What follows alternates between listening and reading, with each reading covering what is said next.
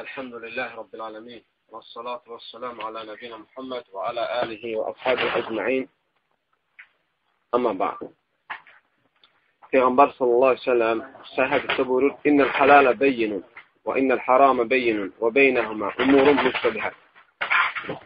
Halal da açıq-aşkardır, haram da açıq-aşkardır və ortalarında şübhəli şeylər var.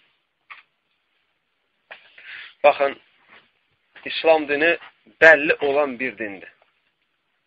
İslam dini hər kəsin anlaya biləcəyi şəkildə olan bir dindir. İslam dinində nə varsa hamısı üzdədir. Ortada olan şübhəli şeylər də elmi məsələlərdəndir. Yəni, öyrənilməsi çətin olan nisbətən və elm tələbələrinin, alimlərin başa düşəsi məsələlərdir. Onlar da nisbətən alim və elm tələbəsi olmayanlara görə ola bilsin ki, dəlili onlara tam bəlli olmadığına görə ehtiyat qisminə girir. Peyğəmbər sallallahu aleyhi ve sellem hədisdə açıq-aşkar buyurur: "İnnel halale beyyinun." Halal açıq-aşkar olan bir şeydir. İslam dini elə bir şey yoxdur ki, onu halal etsin və onda məqsəd, əsas insanların mənfəəti olmasın. Halal olan hər şeyə baxın. Halal olan İslam dinində yeməsi, içməsi halal olan bütün nələrin hamısı insanın faydası üçündür. İnsan üçün o şeydə fayda var. Əgər insan onu yeyərsə, içərsə, insanın bədəninin qüvvələnməsinə səbəb olar. İslam dinində olan bütün haram şeylərin əsas məqsədinə baxın. Onların əksəriyyəti bugün tiblə sübut olunub ki, ona görə qadağan imiş ki, qadağan olmasının əsas məqsədi iki şeydir. Birincisi, onu yeməsi, içməsi insanın bədəninə, ağlına və s. orqanlarına zərərdir, ona görə. İkincisi də Allah Teala imtihan eləmək üçün ki, kim Allahdan qorxur, kim Allahdan qorxmur. Haramlar məsələsində Allah Teala dedi, bu haramdır. Ona yanaşanla yanaşmayan da təqva məsələsi ortaya çıxır. Allaha inananla inanmayan insan. Allah Teala buyurur: "La taqrabuz zina." Zinaya yaxınlaşmayın. Qadağandır mı? Qadağandır. Allah Teala buyurur: "Zinaya yaxınlaşmayın." Ona görə yaxınlaşmayın deyir ki, Allah Teala demir zina eləməyin, zina etməyin, zinaya getməyin. Zinaya yaxınlaşmayın, yəni sizin zina etmənizə səbəb olan bütün yollardan uzaq durun. Baxmayın naməhrəm qadınlara. Naməhrəm qadınlarla əlaqə qurmayın. Nə telefonla, nə SMS-lə, nə internet vasitələri ilə, nə məktubla. Nə onlarla xəlvətdə qalmayın. Nə onlarla danışanda artıq söz işlətməyin, boşu yerə təbəssüm eləməyin. Çünki bunların hamısı vəsilədir buna. Səbəb nədir, əziz qardaşlarım? Səbəb ona görə qadağandır ki, bu. Əgər bir cəmiyyətdə zina xəstəlik, zina çoxalarsa, zina olarsa, o cəmiyyətdə xəstəlik çoxalar. İnsanlarda abır, haya itər və insanların nəsli qarışar, bilməz ki, kim kimdən olub. Etibarsızlıq baş verər və yetimlər baş verər. Arada qalan, küçədə qalan uşaqlar baş verər və cinayətlər törənər. Və yəni, bunun qadağan olmasında mənfəət insanlar üçün deyilmi? Sual işarəsi, deyilmi? Bəli. Mənfəəti insanlar üçündür. Allah Teala Quran-ı Kərimdə içkiyi haram eləyib. İçki içmək olmaz. Allah Teala buyurur, içki içməyin. Peyğəmbər sallallahu aleyhi və səlləm deyir ki, çoxu insanı sərxoş edənin adı da haramdır. Peyğəmbər sallallahu aleyhi və səlləm içki içəni və onunla bərabər başqa 9 nəfər də lənətləyir. Məqsəd nədir, möhtərəm qardaşlar? Çünki içki içən insanın ən birinci içməsində təsiri onun beyninədir. İnsanın ağlını içki xəfiflədir, dərrakəsini azaldır, hafizəsini zəiflədir və əksər içki içən insanlarda tip sübut edib ki, beynində qan laxtalanması əmələ gəlir. Beyninə qan sızır. Həmin insanda nisbətən yaddaş azalır, unutma xəstəliyinə düçar olur. Hələ bu tibbi faydaları. Hələ cinayətlərə gəldikdə, dünyada olan cinayətlərin əksəriyyəti içki vasitəsilə ortaya çıxır. İnsan görürsə, ən sevdiyini acılayır, ən çox sevdiyini vurur, döyür, söyür. Ağzı yandan sonra, içkinin təsiri gedəndən sonra peşman olur. Ağıllı insan elə bir şey eləyirmi ki, sonra arxası ilə səbəbsiz yerə peşman olsun? Hə? Ona görə aziz qardaşlarım, sahabələrin dövründə bəzi sahabələr içirdi. Bir dəfə bir sahabə içir və başqa sahabə ilə gedir dalaşır. İçki haram olmazdan öncə. Dalaşır, bir-birlərini döyürlər. Döyürlər, daşlayırlar, bir-birlərini daşla vurub başını yarırlar. Səhər namazına gələndə Peyğəmbər salsan görür ki, bunun başı da yarılıb, onun başı da yarılıb. Bunları kim əzib belə? İkisi də başını aşağı tikib durur. İkisi də peşman olur, ikisi də bir-birindən üzr istəyir. İkisi də halallaşır ki, gör biz nə qədər cinayət eləmişik. Bizə lazım idi bu. Görürsünüz mü, qardaşlar? İçki içən insan ən çox üzərində olan haqlardan biri zövcəsidir. Yeməyini bişirir, paltarını yuyur, paltarını ütləyir və onunla övladlarını saxlayır və hörmətini qoyur, şərəfini qoruyur. Görürsən, içki içən insan evə gələndə ən birinci acıladığı insan zövcəsi olur. Səbəb nədir? Səbəb odur ki, Allahın əmrlərini taftalayır, Allahın əmrlərini ağının altına alır və bununla da bədbəxtçilik gəlir başına, bədbəxt olur bununla. Və bütün haram olan şeylərə bax, nəyə görə donuz haramdır? Allah təala donuzu haram eləyib. Haramlarda birinci məqsəd inananla inanmayan ortaya çıxsın deyədir. İkinci məqsəd isə haramları etməkdə zərər ona edənədir. Allah istəmir qulu əziyyət çəksin, zərər çəksin, xəstələnsin. Donuz, əziz qardaşlarım, tibdə sübut olunur ki, tərlənməyən yeganə heyvandır. Tərləmir. Və bütün insanlarda və heyvanlarda nə varsa, əksər xəstəliklərini Allah Teala tər vasitəsilə gedərir.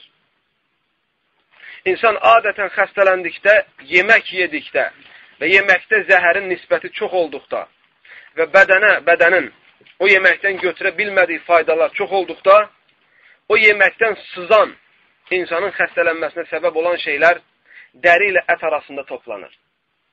Siz fikir verirsiniz, insan soyuqlayanda adətən ev tibbində nə edirlər? Çay içizdirirlər ki, tərləsin.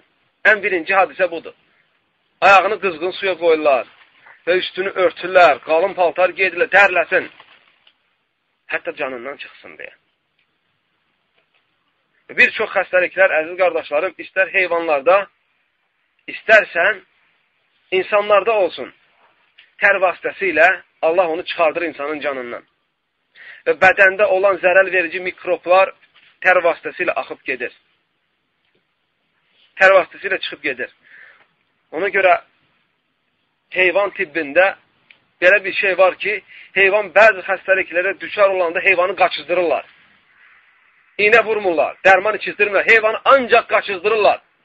Ta tərin içinə batıb çıxana kimi. Heyvandan bəzi xəstəliklər bununla Allahın izinə dəf eləyirlər. Donuz dərləmir. Ona görə yediyi bütün zərərlərin hamısı dəri ilə ətinin arasında qalır. Ona görə bu söhbətdə əsas məqsədim odur ki, bəzi hikmətləri bilək. Əksər yerdə donuzu kəsəndə soymurlar dərisini. Deyirlər, dərisini soğanda ətinin dadı itir. Lezva ilə qırxırlar üzünü dərisinin. Və sonra onu dərli dadı parçalayıb yeyirlər. Və tibdə belə bir şeydə sübut olunub ki, insanın adətən yediyi, içdiyi şey ağlına təsiri var. Allahın izni ilə. Yediyi, içdiyi şeyin adətən nəyə təsiri var? Ağla təsiri var. Siz fikir verirsiniz, bəzi həkimlər niyə deyir ki, filan bitkiləri yeyin, filan bitkiləri için, filan meyvələrdən yeyin, filan vitamin var, filan faydalar var. Nəyə görə? Bədən istifadə edir, bədən ondan dəyişir, bədən onunla təsirlənir və dəyişir və faydalanır. Nəyə görə deyirlər ki, filan xəstəlik olanda filan şey yeməginə? Ona görə bilirlər ki, belə xəstəlik olana bu cür şey qidalanmaq zərər verir. Aydın qardaşlar, ona görə bu baxımdan deyirlər ki, insan yediyindən təsirləndiyinə görə donuz ətini yeyən insanın adətən o insanda donuz xarakter olur. Nə demək donuz xarakter olur? Donuz kimi xasiyyətdə olur o adam. Donuzda ən böyük xasiyyət nədir? Donuz nə ilə seçilir? Donuzda qıryat yoxdur, deyyusdur donuz. Siz baxın toyuqların içinə, toyuq fermasına gedin, baxın. Bir dənə xoruz qoyun, 1000 dənə toyuqun içinə. İkinci xoruzu gətirin, bıraxın, aqibətə baxacaqsınız. Xoruz götürmür bunu. Götürmür. Xoruz o toyuqları öz zövcəsi sayır, öz mülkü sayır. Deyir, sənin haqqın yoxdur. Gələnlə bir o birisini qovmağa çalışır. Bəzi insanların qıryatı, bəzi insanların kişiliyi xoruzca yoxdur, möhtərəm qardaşlar. Xoruzca yoxdur. Zövcəsinin öz əli ilə zinaya aparır. Zövcəsinin pis yolda olduğunu bilir. Və zövcəsini zinaya aparan vasitələrdən özü istifadə edir. Özü alır ona minibkanı. Özü alır ona dar paltarları. Özü alır ona nazik paltarları. Özü alır ona mikyacı ki, sən eşit çıxanda bəzən düzən ki, deməsinlər ki, filanın arvadı bərbaddır. Özü onu böyrünə salıb gəzdirir. Müsibət buradadır. Xoruzca yoxdur bu kişi.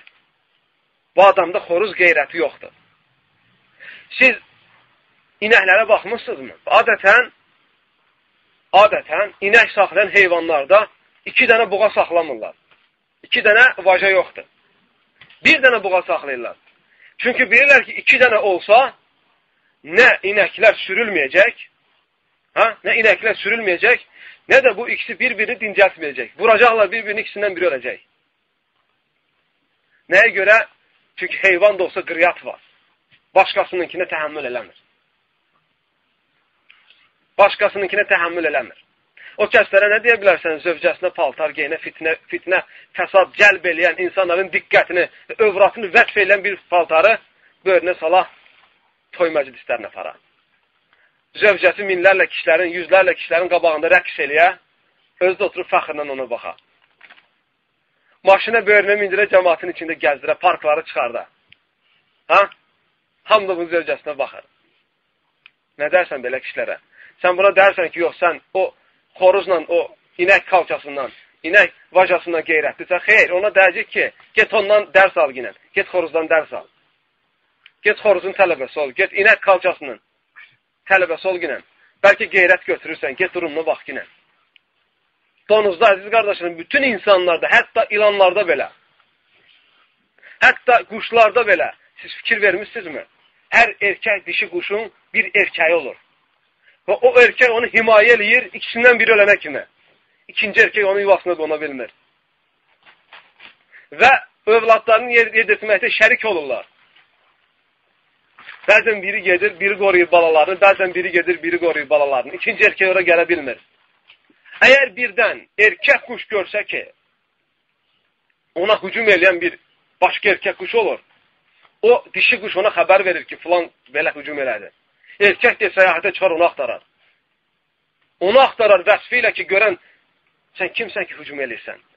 Erkək quşlarda adətən bu qanunun aralarında olduğunu bilərəkdir. Başqasının, adətən, subhanallah, bu fənni oxuyanda, bu şeylə ilgili axtarış eləyəndə mən test eləmək üçün göyərçinlərə baxdım. Göyərçinlər yoxdurmu? Deyir ki, göyərçin nə eləyər? Dişi göyərçinin erkəyi varmı, yoxdurmu bunu bilmək üçün birinci der yanına gedib patxod eləyir. Ətrafına gedir və müəyyən hərəkətlər eləyir ki, yəni mən də subayam, mənimlə tanış olmaq istəyən varmı? Yəni evlənmək istəyən varmı? İradətən dişi quş elə hərəkət eləyir ki, bildirir ki, bunun erkəyi var. Dərhal onun yanına uzaqlaşır. Əgər baxsa ki, utanır yanındakı biri, müəyyən hərəkətlər eləmir, bilir ki, bu da subaydır. Başlayır ona nə eləməyə? Yanında zadında fırlanmağa ki, bəlkə tanış ola bilir. Vallahi, billahi, tallahi bu hadisəni biləndən sonra gedib özüm şəxsən göyərçinlərə baxmışam. Həmin şeylərə şahid olmuşam. Namussuz kişilər, qeyrətsiz kişilər, gərək göyərçinlər baxmaq üçün səyahətə çıxılardan dərs alsınlar. Donuz yeganə heyvandır ki, əziz qardaşlarım. Bir dişi donuzu, 10 erkək donuz sürsə də, heç birini incitmir. Hamısı razılıq verir. Heç nə olmaz. Və qeyrət, donuzda qeyrət yoxdur. Namus yoxdur. Şərəf yoxdur. Üstəlik də iyrənc bir heyvandır. Ona görə Allah qadağan edir. Ona görə adətən o əti yeməyə düşər olan insanlarda bu xarakter baş verir. Qeyrət və deyyusluq. Hədisin əslinə qaydıram. Peyğəmbər s.ə.v buyurur ki, halal da açıq-aşkardı, haram da açıq-aşkardı. Dinimiz bəlli olan bir dindir halalı ilə, haramı ilə. Və Allahın dinində bütün halallarında da ibrət var və bütün qadağanlarında da ibrət və hikmətlər var. Bütün əmrlərində də ibrət, hikmətlər var, qadağanlarında da hikmət, ibrətlər var. Biz bunların bəzilərini bilirik, bəzilərini bilmirik. Bilməsək də belə səbəb bizim ağlımızın nöqsanlığına qayıdır. Şəriətdə hikmətsizliyə yox. Peyğəmbər s.ə.v buyurur ki, وَبَيْنَهُمَا اُمُورٌ مُشْتَبِهَتْ Və bunların arasında şübhəli şeylər var. Yəni, onların dəlilləri bəzi insanlara bəlli olmur. Çünki savat nisbəti az olur. Amma bilənlər üçün hər şey açıq-aşkardır. Və halı belə olan insanlar belə vəziyyətə düşdükdə həmişə ehtiyatı götürürlər din baxımında. Ehtiyatı götürürsən. Peyğəmbər s.ə.v buyurur ki, فَمَنْ اِتَّقَ الشُّبُهَاتِ فَقَدْ اِسْتَبْرَ لِدِينِهِ وَعِرْضِهِ Kim bu şübhəli şeylərdən özünü qoruyarsa, dinini və irzini və namusunu qorumuş olar. Dinini və irzini və namusunu qorumuş olar. Şübhəli şeylərdən uzaq olun. Peyğəmbər sallallahu aleyhi ve sellem bir gün gecənin gec vaxtında zövcəsi ilə məsciddən çıxır. Və çıxarkən gecənin gec vaxtında iki sahabə Peyğəmbər görür ki, yoldan keçirlər. Sahabələr də görür ki, Peyğəmbər sallallahu aleyhi ve sellem öz zövcəsi ilədir. Və həmin Peyğəmbər sallallahu aleyhi ve sellemin öz zövcəsi ilə olduğunu iki sahabə bilir və utanırlar ki, Peyğəmbərə sıxıntı törətməsinlər. Tez oradan keçib yerməyə çalışırlar. Peyğəmbər sallallahu aleyhi ve sellem ikisindən də deyir ki, durun. Deyir, mənim yanımdakı zövcəm filandır. Deyirlər, subhanallah, ya Rasulullah, biz sənə şək mi eləyirik? Sənin başqa qadınla olmağına şək mi eləyirik? Xeyr. Deyir, xeyr. Şeytan insanın qanında, insanın damarında, qan damarda fırlanan kimi fırlanır. Qorxuram vəsvəsə gələr, qorxuram şübhə gələr. Peyğəmbər s.ə.v bu hədisi nəyi göstərər, qardaşlarım? Şübhəli yerlərdən uzaq olmalısan, şübhəli məqamdan təmiz olmalısan. Ona görə bir müsəlman üzündə saqqal, zahiri İslam əlamətləri ilə gedib diskotekanın qabağında oturarsa, kim ona qarşı hüsnü zənn eləyər? Hə? Bir adam ona gözəl zənn eləyərim ki, bu adam, bu orada deyil, diskotekanın qabağında durursan. Gedib parkda adətən fahişələrin, adətən pis insanların toplandığı yerdə oturub sən də istirahat eləsən, yerdən baxan insanlar sənə qarşı, hətta etməsən belə. Məqam şübhəli məqamdır, dinini, namusunu, irzini qorumaq istəyirsənsə, belə yerlərdən uzaq ol. Və burada, əziz qardaşlarım, önəmli bir məsələ də var. Fitnəkar insanlardan uzaq durmaq dinin mətləblərindəndir.